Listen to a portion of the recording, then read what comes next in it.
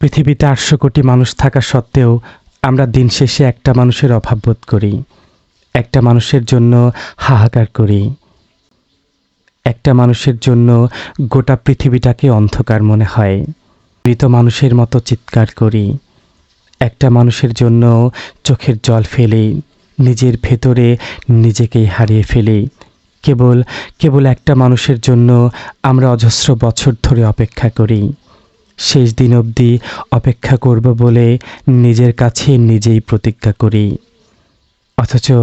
অথচ ওই নির্দিষ্ট একটা মানুষ ব্যতীত গোটা পৃথিবী আমাদের অভাববোধ দেখে ব্যথিত হয়।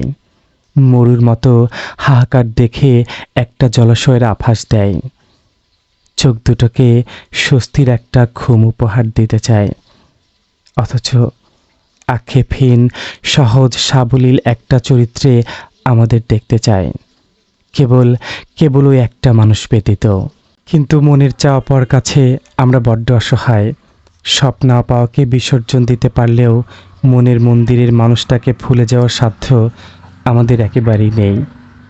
ব্যস্ত নগরীর কোলাহল, স্বচ্ছ কাচের মতো কর্পোরেট জীবন, রঙিন আলো সব কিছু শান্ত হয়ে যখন গভীর রাত হয়, ঠিক তখন অনন্ত অপেক্ষা আমাদের ভেতর থেকে অদৃশ্য মায়ের আঁচে পোড়ায়, বড্ড পোড়ায়, ভীষণ পোড়ায়।